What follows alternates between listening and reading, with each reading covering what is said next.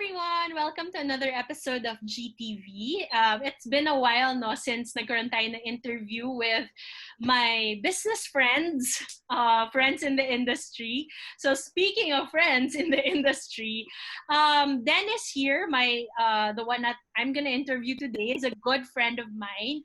He's actually a partner of one of the brands that I have or one of the companies that I have. So Dennis, hello! Kamusta ka na? Hi, Ginger. I'm good. Hopefully, all of us who are watching are good as well. Super Yes. crazy times. Yeah, right. Oh. Sige, Yeah. Dennis, baka you can introduce yourself and what you do, no, for our viewers to know who you are and your business. Sige, so my name is Dennis Hilario. Siguro a quick backstory lang. I founded the company back in 2001 with my brother and my uncle. Our initial objective is to develop an online accounting system. Pero at that time kasi medyo maaga pa kami. So there were challenges in terms of marketing it and getting clients from that product. So after a few years, my brother and my uncle, had to parang depart and give up. So I am the one who continued it. So actually, nagkaroon kami ng challenge 2007. From 25 employees, we let them go down to myself. Wow! Okay. Yes, so may konting adversity at that time. So ginawa ko naman is dun nag-born yung another company which is right now it's Hilsoft Inc. No? So basically I just absorb yung mga clients doon and doon ako nasanay in terms of business process automation and digital transformation. So our target market are small businesses.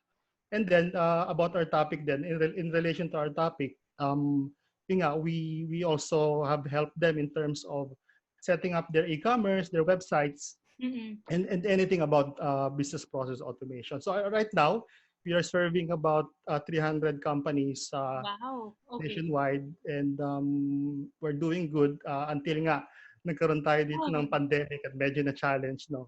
Yeah. Pero yun, so basically that's who I am, and basically my advocacy is really to help businesses transform digitally and automate their processes to help them grow. So nabanggit mo, Dennis, no, na parang yun nga, medyo tinamaan din yung businesses, no, for ngayon, no, during this pandemic. Can you share a little bit of what do you think happened? Like, kamusta yung business mo also? Yes. Yeah. Well, pretty much I think 90% of our clients kasi nag-stop din ng operation. So yung projects that we are implementing, like mga ERP, mga accounting software, nag-stop din eh. So we had to ask our team then to, at the moment, stop them and siguro help them financially rin as much as we can.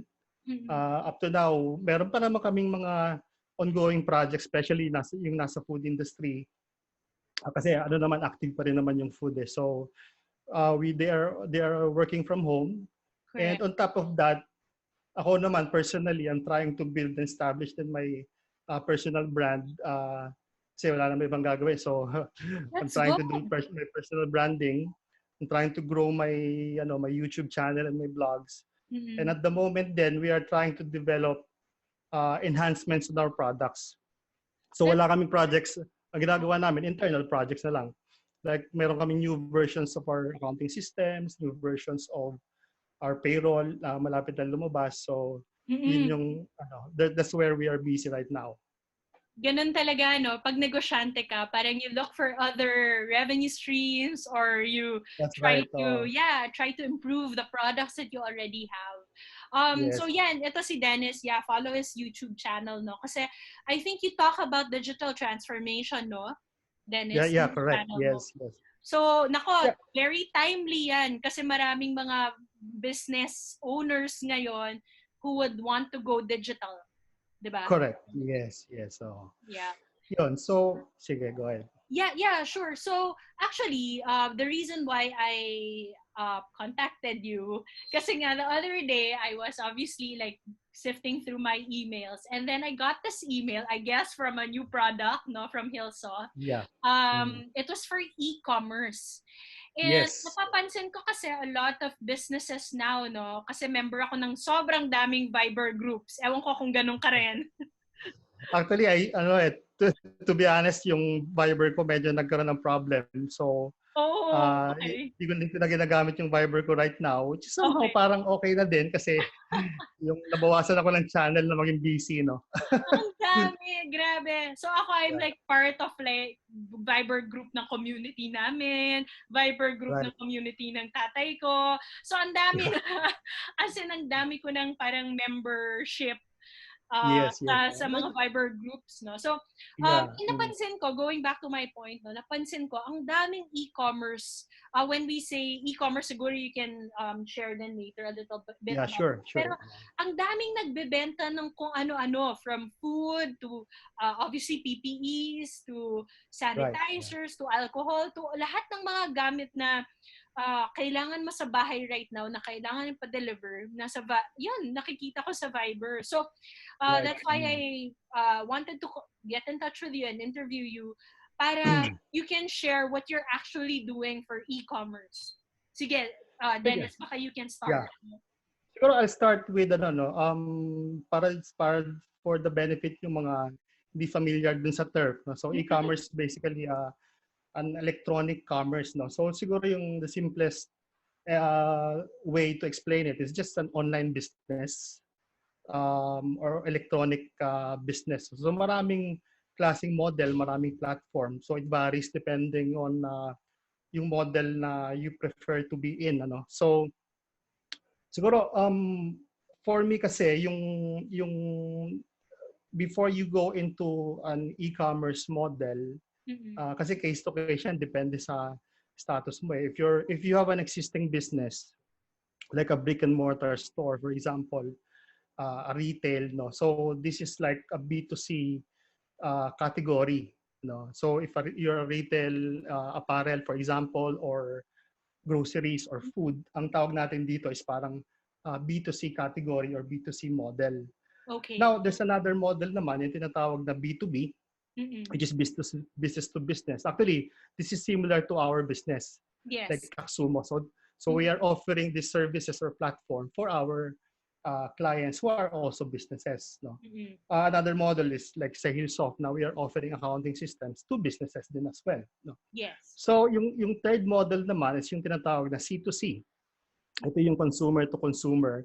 Ito yung mga yung mga solo entrepreneurs or freelancers who are using Lazada, for example, in selling their products, no. So meron silang product as a consumer, kinukonsume nila, at the same time they also sell. So yung mga platform na to, you can use Lazada, you can use Shopee. Tapos kung you are a service provider or a freelancer, yung platform na ginagamit ngayon is Fiverr or Upwork, ano. Yes. So that's one, parang in a way considered as an e-commerce because you're doing a business online and providing your services online, ano.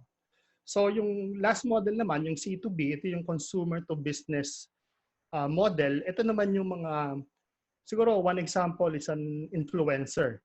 Okay. So as an influencer, as an individual, I want to serve businesses by offering or selling advertisements for my platform or for my personal brand. So again, e-commerce in general is like an online business. It's just that iba-iba yung model niya depending on your objective, depending on the product or service that you offer to your customers. Yun. Okay. Ang ganda naman ng start natin. So, I think a lot of people now like understand yung different permutations or different models, no? Right. Yeah, so Yeah. itong ginawa mo, itong product mo, Dennis, what is it for and how does it work? Actually, yung hindi talaga siya what you call product, ano. We are offering right now, we are offering services in terms of helping out businesses launch their own e-commerce. For example, a website or a mobile app or what do you call this, a web app, for example. No? So more of development and launching services for them to help them quickly launch their e-commerce system or website. Ano? So like any other provider, I am also offering it using the widely used platforms. So one example is Shopify Mm, or Magento or WooCommerce. So depending on the requirement or the model. Ano? So maraming case like for example, kasi pag may client kami na lumalapit, what I tell them is that we just guide them first mm, kung paano ka mag-launch ng sarili mong e-commerce, and then if they can't or they couldn't do it themselves, then doon kami pumapasok in terms of a development service for them to launch the website. Yun. Okay. So these are like, kunwari, yung mga nagbebenta sa Viber tapos gusto nila magkaroon ng, for example, site. Parang gano'n. Correct. Matutulungan mo Yes, sila. yes. Oh. Oh, Kasi in reality, right now, di ba nauso yung mga Instagram or yung mga Facebook marketplace selling, yun yung parang C2C type of mm-mm. of online business or e-commerce business, no. Yeah. Pero kung yun nga, if you want to serve more people, Mm-mm. then ideally you set up your own website or Mm-mm. your own Totoo. platform, no. So yun nga, magkakaroon ka ng sarili mong domain, for example mystore.com or 'di ba, something like that, yun yung the services that we offer, no, Bak yung portion. bakit mo pala naisip to, Dennis? Like, what encouraged you to start this service or offering this service? um well um well, in the past years kasi, like I said kanina, our bread and butter talaga is mga products like accounting, Mm-mm. inventory, ERP. So, yung value-added service that we offer to them, pag may nagtatanong lang na I want a website, I want an e-commerce, we help them out. Pero hindi talaga siya parang our focus, no? Yes. Ngayon, to be honest, we entered into this business because of the COVID-19, Yeah, because of the coronavirus. Kasi nga, I, well, obviously, they really need help eh.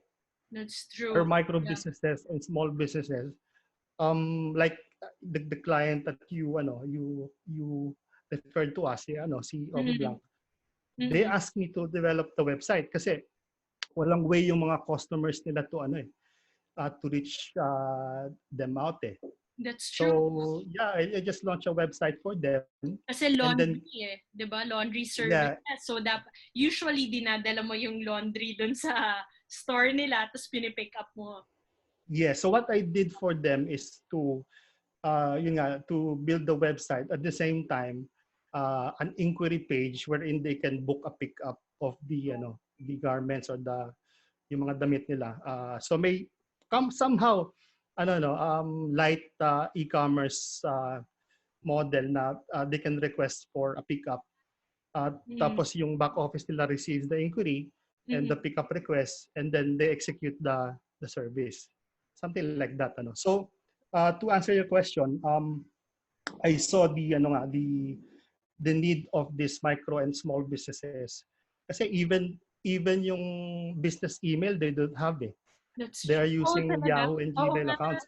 Yes, Diba? yes. So, and if we don't take care of these customers, then they'll be ang term nga ng isa kong friend is they'll be extinct. Yeah, that's Uh, true. diba? So, yun. So, dun nabuo yung concept of helping them out. Inline din dun sa my personal branding na digital transformation. Mm-mm. So doon nabuo yung e-commerce service ni Hilsoft. So what types of services, para lang din magkaroon sila ng idea, no, Dennis, like kung nanonood Yes. sila sa atin. Anong klaseng mga negosyo ang pwedeng lumapit sa'yo? Like, give them Yeah. examples. Like, anong klaseng mga SMEs ito na pwedeng humingi ng tulong? Yeah, sure. Well, like I said earlier, yung pinaka-basic businesses like a simple retail, no, kung if you have a store, Mm-mm. a brick and mortar store, may shop ka sa Makati, and then you close shop and meron kang mga stocks na gusto mong i-distribute and you have no means, di ba? Correct. So I think the one option that they can do is sell it in Facebook or Instagram. But Mm-mm. these mga platforms, well, they are good naman, pero you don't have control kasi over these platforms eh. If Correct. they decide to block you out, then wala ka na din. So I Mm-mm. think ang best way talaga or ideal is to set up your own e-commerce or website, ano. Yun yung pinaka basic. So retail companies, if you are into food, kung hindi ka nag-register kina Food Panda or kila Grab Food, I think it's about time to register your your services or your products to them. Mm-mm. Kasi I mean that's also one type of e-commerce, no. So Yeah. sumasakay ka sa mga platforms such as those platforms, Existing no? And ones. Yeah. so if not, kung meron ka namang capability or network who can do your own mobile site or mobile app, then that's also another option for you. Mm-mm. So yun yung for retail. And there's another model kasi yung tinatawag na drop shipping, no. So yung drop shipping kasi is where this is where you have like products to sell, but Mm-mm. you don't have to keep Buy. Oh. stock, no. Hindi ka Keep mag-stock inventory. ng inventory. So ang model naman nito is that parang may supply chain network na if the customer orders from your site or from your platform, then you order it just in time from your suppliers, and then your suppliers naman will do the shipping for you. Wow. So Pwede rin yeah, ganon. Oo. yes, that's the drop shipping model naman. And I think marami na rin gumagawa niyan dito sa Philippines, pero nag-start yan Oh, sa US din, sa Amazon yan. Amazon. Yeah. So yun. So I think another model is yung for C2C naman, you can be a seller din kasi sa mga Lazada and Shopee. Kung meron kang sa passion sa fashion or passion sa isang product, 'di ba? I Yes. think it's a good opportunity kung wala ka pang um, money to invest on this e-commerce site na on your own, then you can apply as a seller in Lazada or Shopee, 'di ba? So ito yung another opportunity for you. So Oo. yun, ano pa? Services. So services naman, I have a friend who has like at what you call this, parang massage or Oh, yeah. spa service, Correct. Oo. di ba? So kasi that's another e-commerce model na you book massage online, Mm-mm. and then the therapist will go to your home to execute the service, di ba? Or Oo. something like that. Mahirap ngayon kasi pumunta, no? Sa Yun mga lang, oo, kasi spa. ngayon medyo tricky lang ngayon because of that, of the coronavirus. Pero what do you call this? Yun yung isa sa mga, I think there's an opportunity kasi Dami, no? especially now na siguro kung ma-lift man yung quarantine or yung lockdown, medyo mag-hesitate pa rin tayo, di ba? Correct. Safety pa There rin eh, di ba? Safety pa rin yung correct. isipin mo eh. Yes, exactly. So yun, so that's one way of doing it. Provide an online site to do enable your customers book services for you, no, to you pala sa para mas mabilis yung pag-execute ng service, no. So you Yun. mentioned then, Dennis, siguro mga mobile apps, no? Pwede rin sila magpagawa ng mobile app sa inyo, if ever. Kasi marami din Yes. sila na parang giisip ng mobile app. Tapos siguro for those na meron ng website, kasi baka meron din silang website, and gusto nila may payment channel, can you help them? Like parang can you add a payment channel to their site? Yeah, siguro. Yeah, sige. I can walk you through, no, if you don't mind. Yes, I can please, walk you through and give please. you a Baka you sample. can show us a sample para maintindihan din nila what we say by building something, building an e-commerce platform, website, or whatever for them. Yes, masyadong broad eh. So, I'll try to give you an example of a platform like Shopify. No, Yes, Shopify please. kasi it's a self-service platform na you can register your store there and add your products and publish your site online. Ano. It's a very quick presentation. Sige, baka you I'll can just share your screen. Sure. Yeah, I'll share my screen. Um,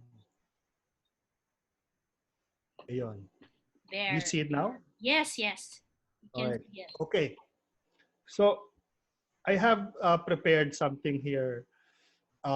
It's actually from Shopify. So you can, let me, sorry, log out first.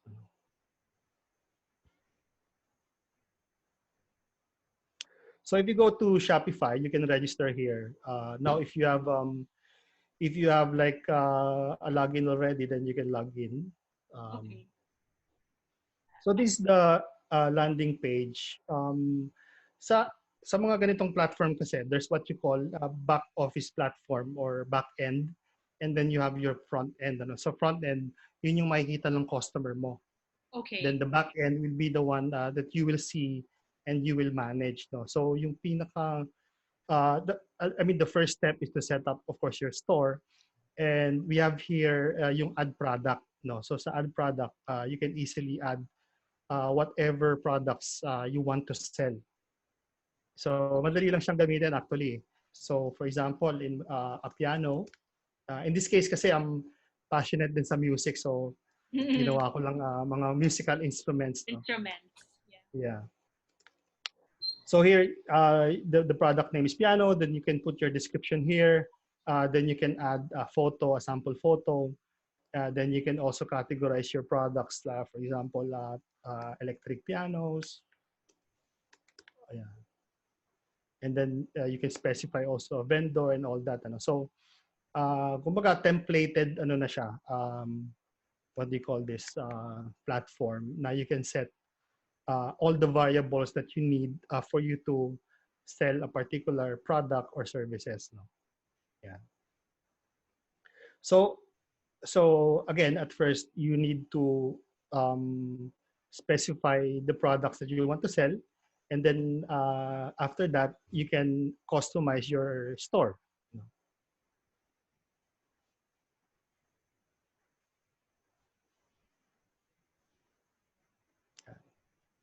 Bagal, yeah. So meron ditong, what do you call this, parang customized section if you want to customize your own site or your e-commerce site. Um,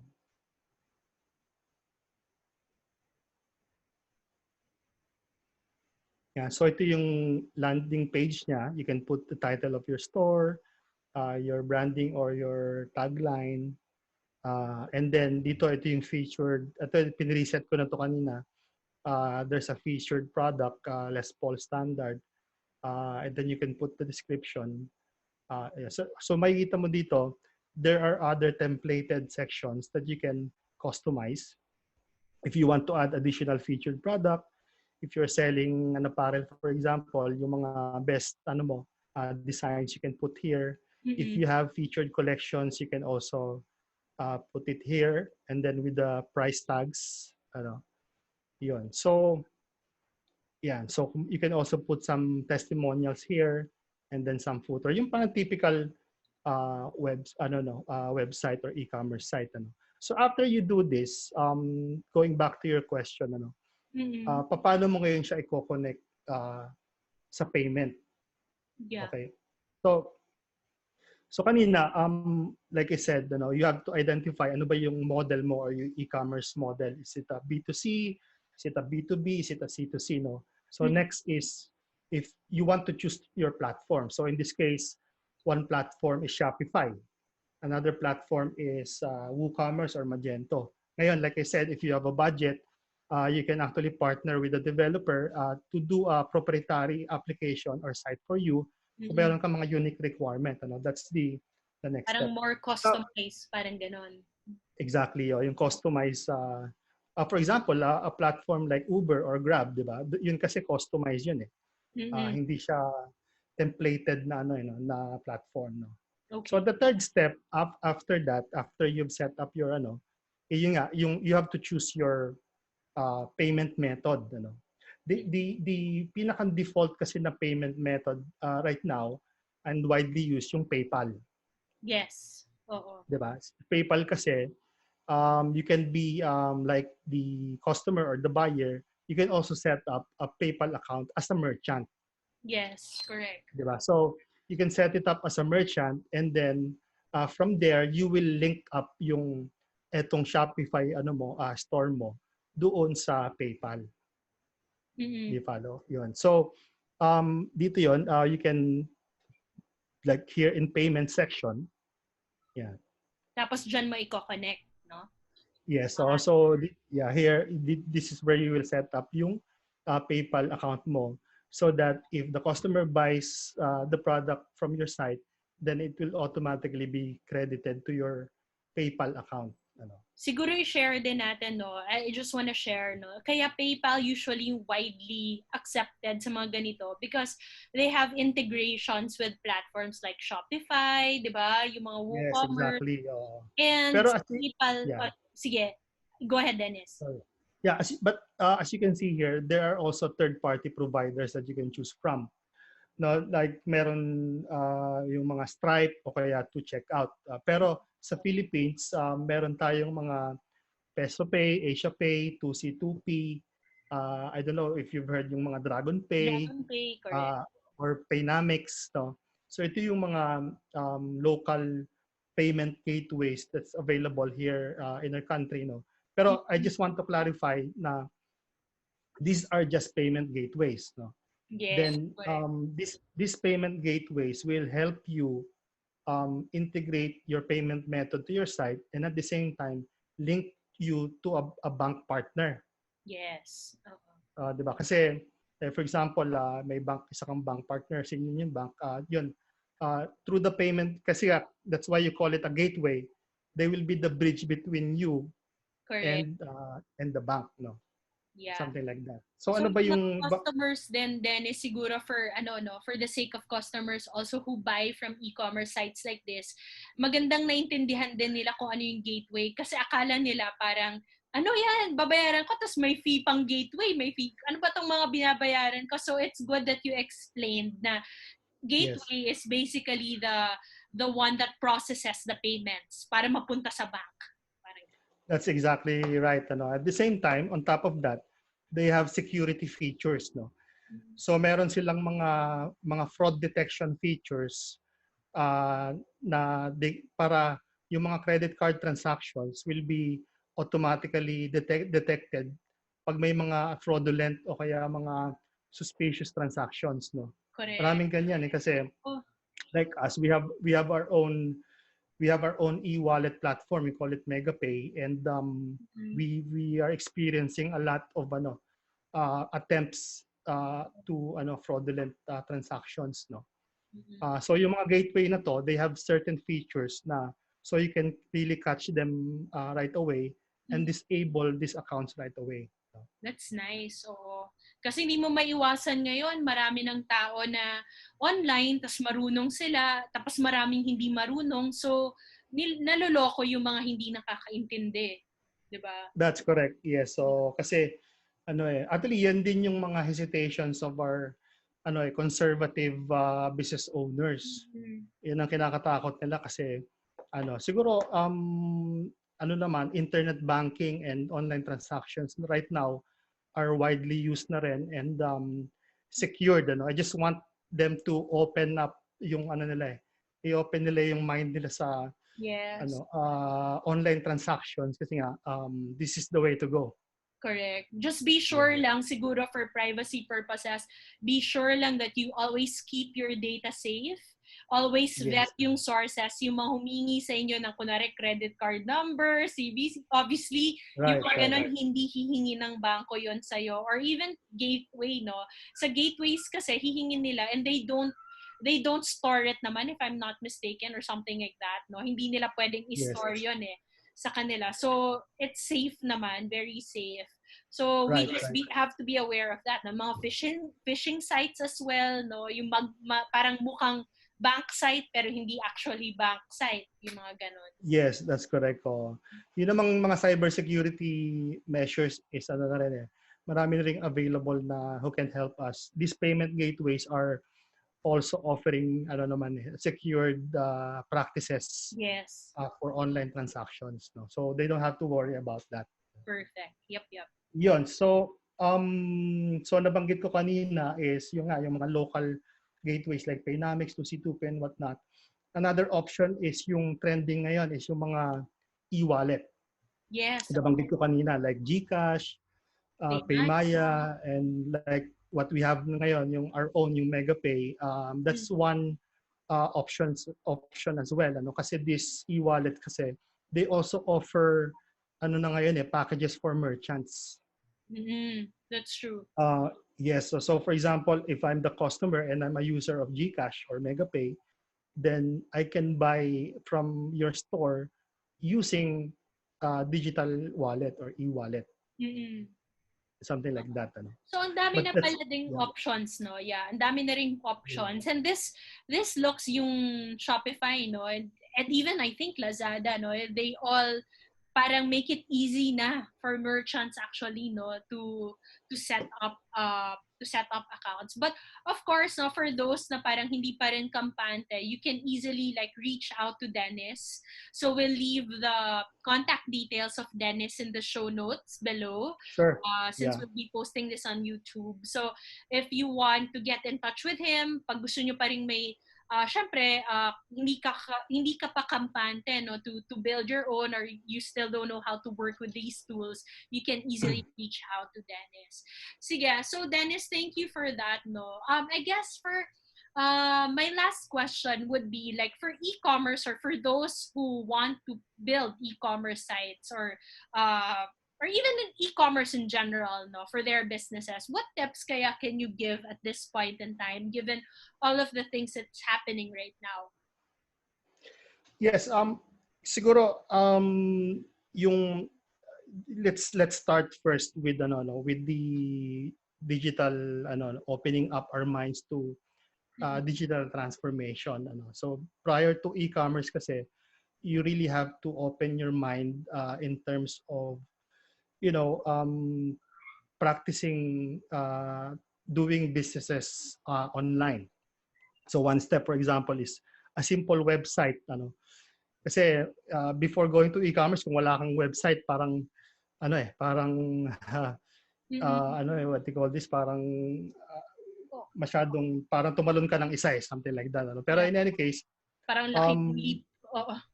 Yes, so yun nga, that's the first step, yung pinakang foundation mo or infra structure, at the same time yung enabling your team or your employees to to use, for example, the internet and to use the computers, no, kasi doon pa lang karamihan ng mga small businesses wala rin mga computers or laptops yung mga employees nila, no.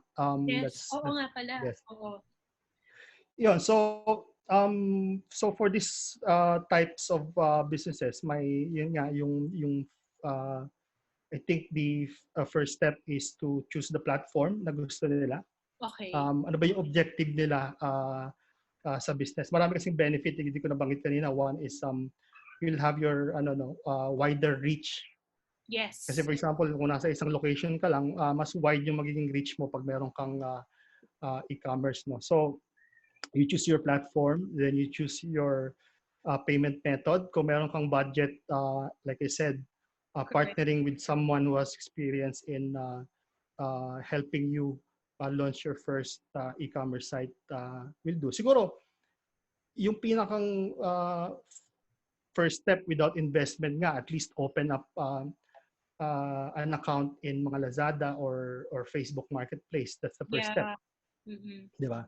So siguro just to get a grasp of how to do the business online, ano. Oo, pero then mga ganon, 'di ba? Give them like correct. Yeah, sort of like isang step towards digitizing stuff, no? Yes. But at the end of the day, I think the important aspect is the fulfillment or the order fulfillment, ano. Kasi meron kang site pero pag nag-order sa'yo, hindi mo naman ma-deliver. Correct. So isa rin yan sa factor that you need to establish. Ano? Like for example, are you going to get or an in-house courier or delivery services, or are you going to outsource it to somebody or something like that? Ano? Or are you going to a drop shipping option? So those are the factors that you need to establish. Another thing is the back office. So syempre kahit may digital ka, meron ka pa ring back Wala office pa that lang you need to. nagbabantay. Wala pa lang Correct. nagbabantay, nag-upload ng inventory. So nakalimutan ko na Exactly. to. Yes. Yes. So you have to also establish your process of procurements, inventories, accounting. Of course, Yeah. wag natin kakalimutan yung tax filing Yes. and government compliance. Ano? So those things, kasi yung ibang mga solo entrepreneur, minsan they take for granted yung aspect na yan. Mm-hmm. Which is very important. Siguro na-realize natin yung especially now, because the government is the one helping us now. Di ba? Yes. Ngayon natin nararamdaman din kasi na that the taxes that we pay is working for us, no? So lahat ng Correct. mga itong binibigay din sa atin, micro or small businesses, no? Yan yung taxes working for us. Yeah. Yeah. So, well, overall, regardless if you're offline or online, yun nga, you really need to establish all aspects of the business pa din, kahit na digital or naka-e-commerce ka, something Mm-mm. like that. Yeah. Okay, so I guess ang dami naming hindi I guess, talagang marami kaming natutunan sa'yo, Dennis, today, especially Thank you. those na very, nasa offline pa yung business nila. Marami dyan na brick Right. and mortar, di ba? Physical stores.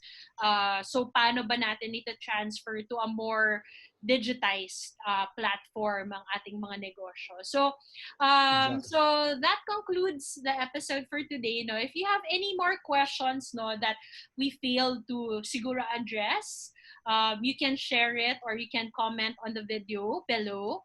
And then we'll try our best, if marami enough yung questions natin, we'll come up with a part 2 for e-commerce. And then I'll invite Dennis again to share this conversation again with me, to have this conversation with me.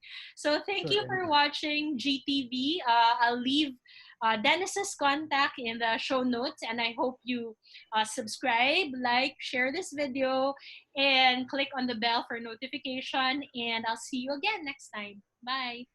Thank you.